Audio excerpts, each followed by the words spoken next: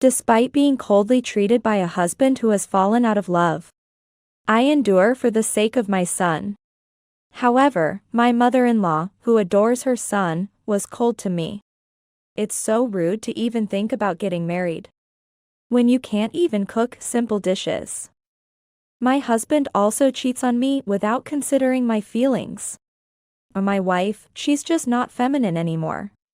Even worse, my mother-in-law sold the house that was handed down to me by my grandfather. I sold your house for $200,000. Divorce my son and disappear. But my son's existence supports me. It's okay. I've taken care of it. I can't keep being depressed forever. For a bright future with my son, I must do my best. I won't forgive myself if I have regrets. My name is Sherry Anderson. I'm a 32-year-old housewife. I live with my same-aged husband, Dylan Anderson, and our 7-year-old son, Nick. How wonderful it would have been if we could have led a happy, smooth-sailing life. Unfortunately, my life was far from the word happy. Dylan and I were colleagues at a small to medium-sized company. We shared the same job and hardships, which brought our hearts closer together, at least. That's what I believed at the time.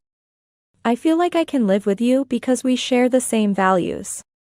That's why I was happy when Dylan said those words, and I decided to get married. Our courtship was short, about 6 months, but that didn't matter. I believed we had a relationship that more than made up for the lack of time. When I shared the news of our marriage, my grandfather was as happy as if it were his own good news. Perhaps that's why he handed down a house and land for Dylan and me to live together. It was a place filled with memories of living with my grandmother. So I definitely promised my grandfather that I would be happy. And so we got married, believing that a happy life awaited us. But it didn't turn out that way, sadly. After a while, the happy life I had envisioned gradually became stagnant. I'm not sure if there was a direct reason. But gradually, Dylan lost his affection for me. He wanted me to focus on the house, so I became a full-time housewife, dedicating myself to household chores. I did it for Dylan, who was working hard for both of us. With such thoughts, I worked hard, but Dylan became cold toward me. The words of appreciation he initially had for me slowly disappeared. I knew things had definitively changed after our son, Nick, was born. I had heard stories on the internet about how having a child can change perspectives. I didn't believe it could happen to us. But it did. I think I'll pass on you for a while. Dylan clearly began refusing our marital relations. At first, I wanted to believe he was just being considerate because of the child. Or maybe he was just too tired from overtime. But one night when Dylan came home late, I noticed something. There's no smell of sweat. I usually felt a faint smell when he was close, but not that day. That meant he had an opportunity to sweat somewhere else. It didn't take long for me to realize that he was cheating on me and then bathing to hide it. And as Nick grew older, the days I couldn't smell anything increased. I was aware of Dylan's infidelity but couldn't confront him strongly. Nick was still young, and the thought of divorce. I couldn't say anything. There was another reason I was drifting away from the marriage I had envisioned. It was the presence of my mother-in-law. Dylan's mother disliked me. It's fair to say I despised her. The reason is that my mother-in-law adored Dylan. So, perceived as a lackluster woman, she continued to harass me, deeming me unworthy of Dylan. This might have been her way of filling the void left by my father-in-law's death not long ago. But even so, the relentless words she hurled at me as I wrestled with these thoughts were unforgiving. It's so rude to even think about getting married when you can't even cook simple dishes. During the day, my mother-in-law would visit our house and continue to berate me. Whether it was about my cooking skills, my poor cleaning, or my inadequate parenting. Her complaints about me flowed unbelievably smoothly. it's so sad for Dylan to be married to such a woman. At first, I obediently reflected and tried to comply because of her words. But as the criticisms piled up, I began to realize the triviality of the scolding words. It became clear that they were merely spiteful gripes, especially evident from her words about Nick. Because the mother is like this child is stupid too. Even without parental bias, Nick was a smart and kind child. Whenever I felt down, he would notice and ask if something was wrong. There's no way such a child could be stupid. No, that's not true. Nick is a smart, kind child. I wonder. Dylan was much smarter as a child. Despite my earnest protests, my mother-in-law refused to accept my words. I could endure her treatment of me. But I couldn't tolerate her bad-mouthing Nick. So I decided to talk to Dylan about his mother. Hey, about your mom. It felt terrible to seem like I was tattling. But I thought Dylan wouldn't tolerate it when it involved our child. However, when I spoke to Dylan after he came home from work, I was starkly betrayed. If Mom says it, it must be true. All this is because of your poor upbringing. The only words from Dylan were in defense of his mother. There was no consideration for me or Nick, and Dylan was smirking half-heartedly. There was no seriousness in Dylan's face at all. Even though it was about his own child. Such events accumulated, and I started to fall into despair day by day. I found myself crying alone due to the sheer agony. Mom, what's wrong? Worried about me, Nick would speak up, making me realize I shouldn't be like this. At least for Nick's sake, I tried to maintain a smile. And I wanted Nick to laugh without a care in the world, so I told him many fun stories. At first, they were happy-ending fairy tales. But I knew only a few such fairy tales. So, I began to add my own twists to the tales I knew. Eventually, feeling insufficient, I began to create stories from scratch. Mom, your stories are really interesting. Do you think so? I like that in the end, all the bad people get defeated. And the good people are all happy. Yes, it would be nice if everything really ended like that. Reality is full of hardships. So at least in the world Nick knows, I hope it's filled with happiness. That was my intention as I crafted the stories. It would be great if your stories became a picture book. Really? Then everyone can smile, surely. Inspired by Nick's unexpected words, my eyes lit up. Becoming a picture book author, or perhaps a novelist. It might be presumptuous for someone like me to aspire to that. Yes, that would be wonderful. At least dreaming is allowed. Holding on to that thought, I somehow endured the difficult days. Hoping that someday Dylan and my mother-in-law would change their minds. But reality was relentlessly harsh. Talking with Angela is so much fun. She's nothing like my wife. On a Sunday, having just returned from shopping, I overheard such a conversation. I knew Dylan had no intention of caring for Nick anymore. That's why I often relied on my parents to watch Nick. That day, too, I had left Nick with my parents in the morning to take care of accumulated shopping and errands. I planned to pick up Nick after dropping off the shopping bags. That's when I heard Dylan's words as I returned home. Unaware of my return, Dylan continued to loudly speak to someone on the phone. My wife? She's totally lost her femininity. The words spilling from his mouth were insults directed at me. And at the same time, praise for his lover, a woman named Angela. Those were words once meant for me, and hearing them from hiding, my heart ached. I realized those words were no longer expressions of love for me. At the same time, I felt whatever love I still had for Dylan disappearing. Dylan had become someone else, not the man I married. That's why I could calmly remember various pieces of information mentioned in the conversation. This woman, Angela, apparently worked at a certain nightclub. Knowing the name of the place, there were several actions I could take. I could discuss future steps or even request an investigation from a private investigator. Though I was conflicted, I harbored a sliver of hope that things might turn for the better. Sometime after learning about Dylan's clear infidelity and his mistress, I left Nick with my parents and headed to a specific location. It was the nightclub where Dylan's lover worked. Today, Dylan would probably visit there too.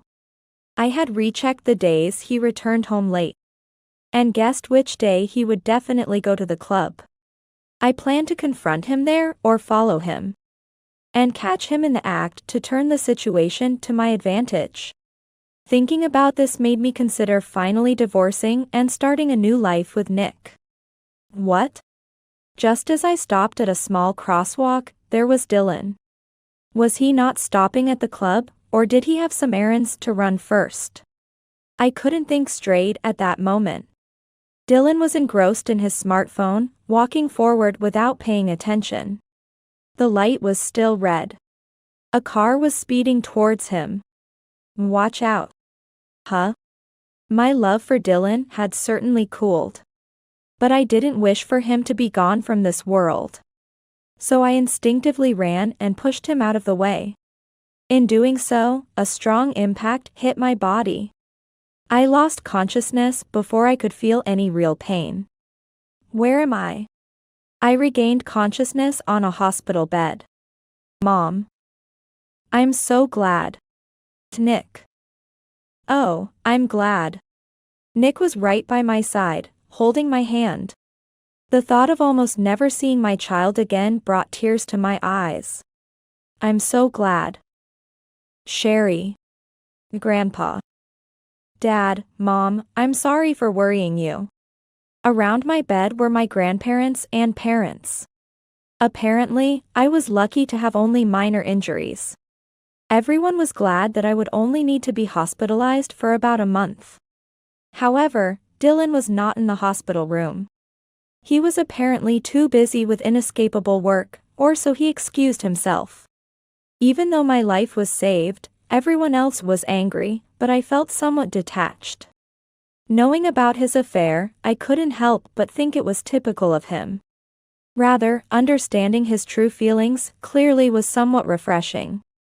Thinking this, I entrusted Nick's care to my parents and grandparents while I stayed in the hospital, and finally, a week before I was due to be discharged. Why would I get a call from my mother-in-law? Suddenly, I received a call from my mother-in-law on my smartphone. Until now, she had not once visited me in the hospital. I couldn't possibly think she felt any regret about that. With a bad feeling, I answered the phone. Hello, is that you, Mother? Oh, you're still alive? Lucky you. My modest hope that she would thank me for saving her son was quickly shattered. You did something unnecessary. Dylan could have easily dodged it, but you, Sherry, ended up hurt and looked stupid. I was dumbfounded by their cruel remarks. But then, my mother-in-law said something even more shocking. But thanks to you, I managed to do it. I had plenty of time to search through the house. What do you mean?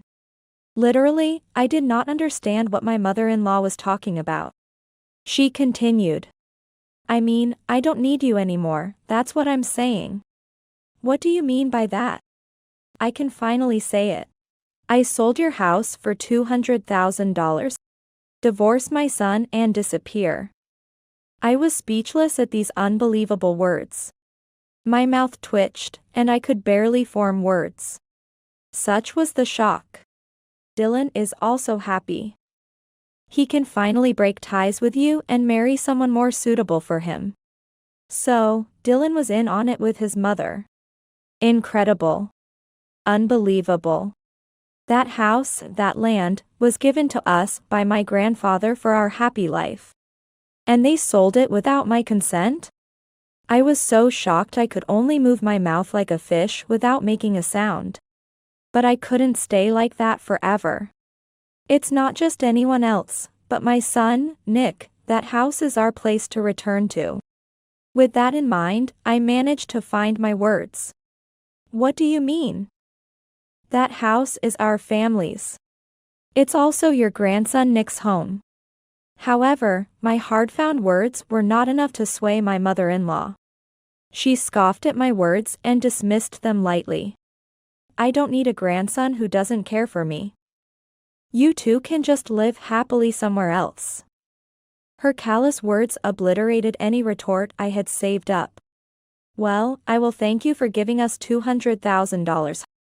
And with that, she hung up, leaving me speechless again.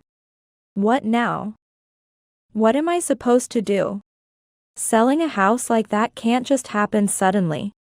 Perhaps Dylan and my mother-in-law had been planning the sale for a long time. If so, my hospitalization and leaving Nick with my parents must have been a convenient time for them. A good opportunity to thoroughly search for the land and house deeds, that must be what it was. I don't want to let them take our house like this. But I had no idea what to do. Overwhelmed, I reached for my smartphone as if clutching at straws. I called my parents' house, where Nick should be. My mother, who answered the phone, must have sensed something was wrong even through the phone. She asked worriedly if something had happened. I told her I would explain later and asked her to put Nick on the phone. Mom, thanks for calling. You'll be out of the hospital soon, right? Nick sounded so happy. That made me incredibly happy, yet the thought of soon having to sadden him pained me deeply. Despite all the stories I had told to prevent this. But it was something I had to tell him eventually. Carrying the weight of guilt and pain, I carefully crafted my words, trying not to hurt him as much as possible. Nick, I can be discharged, but about our home. Dad has, I felt pathetic. Despite that, I couldn't find the right words to say. However, Nick surprised me with an unexpected and astonishing response. The house? Don't worry. I've taken care of it. What? His voice was clear and bright. I was glad Nick wasn't sad, but honestly, I had no idea what he meant. Trying to encourage me, I could tell from his voice that Nick was smiling. Dad has been talking about the house on the phone whenever he was at home. So they had been planning to sell the house all along. I was ashamed of my own obliviousness. Perhaps I had been too preoccupied with the thought of divorce. So I thought it would be a problem if we lost the house. I talked to great-grandpa about it, and, Nick was trying his best to explain. But explaining all the complexities of land and adult issues over the phone must have been difficult. I could hear my mother's gentle voice in the background, saying, "Grandma will explain it." It might not have been the situation. But the exchange between them soothed and comforted my heart. As I calmed down, Nick managed to convey his message, though his words were clumsy. So, Mom, you don't have to worry about anything. Just get better in the hospital and come back home. Moved by Nick's kindness, my heart grew warm. As I wiped away the tears that had started to flow without my noticing, I assured Nick, trying my best to steady my trembling voice. Yes. I'll be back soon. Just wait a little longer. Yeah. Nick's energetic reply filled me with immense strength and courage. I can't keep feeling down all the time. For a bright future with Nick, I have to be strong. The conversation that followed with my mother, who took the phone from Nick, seemed to reinforce my resolve. A week later, I was scheduled to be discharged as planned, and greeted by Nick, my parents, and grandparents. We headed home. It's good. Looking up, there was our house, unchanged. The flower beds I had made to beautify our home and the modest decorations remained intact, bringing me profound relief. Nick could tell I felt reassured. Yeah. It's good, Nick said as he firmly held my hand. Nick, who had just started elementary school a little while ago, seemed to have grown up more than I had realized, making me feel emotional. My parents and grandparents seem to be tearing up as well. What's wrong? Seeing us crying, Nick looked worried. I gently stroked his head and explained. It's okay. I'm not crying because I'm sad. Sometimes, people cry when they're happy. Really? For real? Yes, indeed. To tell you the truth, as you get older, you end up crying much more than when you were a child. I see. Just then, as we were sharing smiles, a loud ringtone disrupted our peace. I pulled out my smartphone. The name displayed was my mother-in-law's. Who is it? It's my mother-in-law. Grandfather responded with a grimace as if he had bitten into a bitter bug. Feel free to ignore it. We'll take care of everything from here. I considered taking him up on that offer. Honestly, I never wanted to see my mother-in-law or Dylan again. With those thoughts, I ignored the ringing smartphone for a while. But then I realized this could go on forever if I just left it be. Thinking about Nick's future, I wanted to deal with this unpleasant situation quickly and completely. So, with a look to my grandparents for support and one last look at Nick for courage, I answered the phone. Hello. You finally picked up, huh? On the other end of the phone. The first conversation with my mother-in-law in a week didn't seem to carry the same ease as before. Instead, she sounded flustered and desperate, and I almost laughed. Unaware of my expression, she blurted out angrily. What is this about? What are you talking about? The line was noisy, as if there was some commotion on the other end. But she responded loudly. Your house, I sold it, why isn't it sold? She was clearly confused, and her words came out garbled and illogical. So, I simply expressed my honest confusion. I'm sorry, I don't understand what you're saying. I mean, the house I sold isn't sold, oh, come on. She must have been infuriated by my calm demeanor. Her emotions heightened as she yelled. Just come here. You have a duty to explain. No, I don't have any duty to explain. What? This was an unexpected response, especially since I had hardly countered her until last week. But I wasn't going to stay silent anymore. From now on, I will fight back for the sake of my and Nick's future. Rather, you and the others should be explaining. You tried to sell my house without permission. Don't joke with me. I'm not joking. The house is in my name, not Dylan's. Indeed, my grandfather had transferred the house to us, but the title was in my name. Neither Dylan nor my mother-in-law had any right or qualification to sell it. Even if they attempted to manipulate the paperwork, that fact wouldn't waver. My firm response left my mother-in-law speechless. I decided to use this momentum to settle everything. Where are you, Mother? Is Dylan there with you? At the real estate office, because the house we sold isn't sold. That explained the commotion. This isn't getting us anywhere, so please come to our house with Dylan. I felt sorry for the real estate agents. Ultimately, our family issues had caused them trouble. I resolved to apologize properly later, and I stated, to avoid causing any more trouble for the real estate office. What an attitude. Fine, we'll talk and I'll make you apologize. With that, she hung up the phone.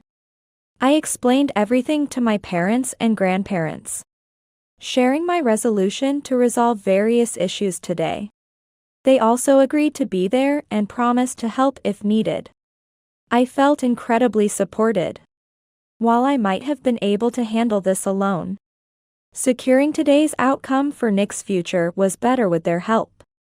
I asked for everyone to be present at the meeting. I was considering having Nick step out. I want to help too. But Nick insisted on staying with me. We all had a soft spot for Nick, so eventually we agreed to his request, on the condition that he would leave if the conversation took a turn for the worse. Meanwhile, Dylan and his group arrived at our house. Dylan, his mother, and even his affair partner, Angela. If Dylan intended to marry Angela, perhaps it wasn't so strange. Dylan and his group were visibly surprised to see my parents and grandparents there. They looked guilty, as if it was difficult for them to proceed. I led them into the living room, although I didn't want to let them across the threshold.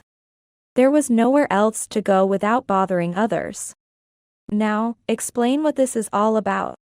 It seemed that anger had won out over confusion, and she was the first to speak. We definitely sold this house, so why? Yes, that seems to be the case. However, I managed to have the buyer switch to another property. That's all there is to it. It was my grandfather who responded to her query. Taken aback by an unexpected answer from him, they listened as he explained. In fact, my grandfather owns several lands in this area and is a prominent landowner. Nick had discussed our situation with him. So my grandfather had already informed the real estate agent. He had instructed them to report to him if the house was ever put up for sale. When it actually happened, he contacted the person intending to buy our house. He offered them a better piece of land not far from here for the same price, and asked them to give up on our house. The prospective buyer saw no reason to refuse a better deal. Ultimately, the sale of our house was cancelled, and my mother-in-law and Dylan were mistakenly rejoicing. That's outrageous. How can you do that? Exactly. We were planning to use the money from selling the house for a lavish wedding and a trip abroad. Hearing their complaints, I couldn't hold back any longer. The outrageous ones are you.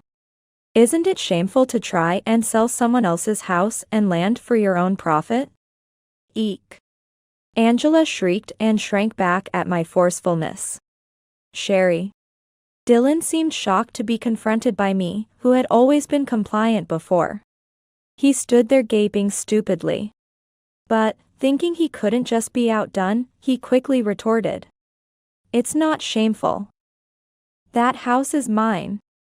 I've already explained. The house is registered in my name. You have no right to sell it. By the way, about the paperwork, you didn't forge anything, did you? Even with documents, if someone not listed as the owner tries to sell a house, someone should object. The fact that it had gotten as far as a sale without any objections suggests that something might have been forged. Perhaps predictably, my grandfather's question caused Dylan and his mother's faces to turn pale. My grandfather did not hide his disdain. Let me remind you, document forgery is a crime that carries severe penalties. Shut up. It's mine to sell, what's the problem with that? Despite the clear problems, Dylan continued to threaten me. Sherry. You know you can't live without me. Don't even think about suing. Yes, that's right. If you sue us, you won't be able to survive. That's not true. This child is strong. If she sets her mind to it, she can certainly live on her own. That's right. She's not like Dad, who always complains. Encouraged by grandfather's words, Nick also spoke up strongly and adorably. Mom is strong. She's always worked hard every day. Oh, right, there's Nick too. My apologies, there are two of you. Dylan had long neglected the household and parenting duties. Nick had watched me continue to face these responsibilities. The words of my grandfather, who had seen Nick and me since we were young, and the silent, strong nods of my parents who raised me, were all here. I wasn't afraid anymore. It seemed silly now how much I had endured. Dylan and my mother-in-law appeared so small. It's you two who are dragging Sherry down from living happily. It's not shameful for us to lend a hand to make up for what you've pulled. My grandparents and parents had offered to help until I could stand on my own. Specifically, they would take care of Nick and support our lives. And I knew it wouldn't be for long. And, thankfully, I have already lined up some work. What? You might not know this, but I've been creating various stories for Nick. What does that have to do with anything? Nick gave me some advice, and I've decided to become a children's book author. I can't draw illustrations, but there were several competitions just for story writing. Encouraged by Nick, I entered one and was selected. I had already received some prize money and a few job offers. Progress was delayed a bit due to my hospitalization, but the editors were understanding. I entered several competitions, and now I'll be getting a book published. I'm not sure how it will turn out, but I have work for a while. Then I took a deep breath and said something I had never been able to say before. So, Dylan, I want a divorce. If you don't agree, I will sue you. What? Wait a minute. The two of them were visibly flustered by my words. Didn't you tell me a week ago to get a divorce? That was. She knew. If the divorce went through now, Dylan would have to pay compensation and child support. She probably thought she couldn't burden her dear son with that. So she couldn't let the divorce happen. But it must have been incredibly hard for her to ask that of me, whom they had belittled so much. Both Dylan and his mother grimaced, their faces twisted in sheer frustration. Wait a minute. What about marrying me? And the money you promised? Shut up. Just keep quiet, you fool. Huh? What's with that attitude? Just because I've been generous with money doesn't mean you can treat me however you like. Oh, shut up already. Will you? Their unity was completely disrupted at this point. Why would his mother even approve of marrying a mistress? Perhaps Dylan had lied about her job or something, but I was not interested. Calmly, I stated what needed to be said. Let me repeat.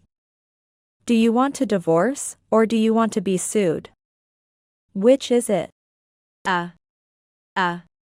Sherry, wait a minute. Suddenly, Dylan's tone softened. His intent was clear. He was hoping for my compassion. We used to love each other so much. I've reflected on my actions, give me another chance. Enough with your games. Fueled by Dylan's pathetic demeanor, I gave a stern rebuke. Perhaps my words carried more force than I thought because all three of them visibly flinched. Without hesitation, I declared to them. I've been waiting for so long. For both Dylan and your mother to show some remorse. There's no way I can forgive everything now. Eek. So there's no second chance. It's either we divorce or we don't. Which is it? I was wrong. Please, just don't sue me. I'm sorry, so sorry. Please forgive us. Faced with my determination, all three were trembling and begging for forgiveness. Seeing them like this, I regained some of my calm and stated. Then, let's settle on divorce. Of course, I will be receiving compensation and child support. What? That's too much. Okay, I got it. When Dylan started to protest, a stern look from me made him retract his objections immediately. Good. Now that we've agreed, let's put it in writing. We don't want any trouble later. After grandfather summed up the discussion, all three were made to sign a pledge. The divorce, custody going to me, paying compensation and child support, all as I wished. Time passed after some post-agreement formalities, and Dylan and I successfully divorced. The life that was once so happy had changed drastically, still a bitter memory to this day. However, I do not deny the happiness that once existed. If not for that time, Nick wouldn't have been born, so I have no regrets about the past. But it seems Dylan and his crew felt differently. Dylan had been supporting Angela financially far more than I imagined. He was in serious financial trouble, and with the addition of compensation and child support, He was completely overwhelmed. Angela, compounded by her harsh words during our discussions and Dylan's financial ruin, decided to leave him. Unfortunately, her actions became known to a higher-up at her job. This person was principled and could not forgive Angela for causing trouble for her family, resulting in her termination. With this influential individual's reach, Angela found herself unable to work in the area and had no choice but to leave. For Dylan, the final straw was when Angela told him she was leaving him in the lobby of his company. His affair and the reason for our divorce became known at his workplace, putting him in an extremely uncomfortable position. Incredibly, Dylan had portrayed himself as a loving husband at work. Unable to bear the cold stares, he resigned and withdrew into his home. Despite everything, his mother still adored her son. She has been working day and night to pay the compensation and child support in Dylan's stead. However, due to her nature, she often encounters problems, and her jobs do not last long. The stress has accumulated, leading to frequent arguments between her and Dylan. Considering the situation, I'm thinking about going to talk some sense into Dylan about finding proper work. As for us, we continue to live peaceful and happy days in our home that was never sold. The sales of my published children's book are doing well, and it seems I'll be able to stand on my own sooner than expected. Regardless, my parents and grandparents adore Nick so much. They'd likely continue to help out no matter what. With the support of my warm and strong family, I've regained my happiness. I plan to work harder to share this happiness with everyone.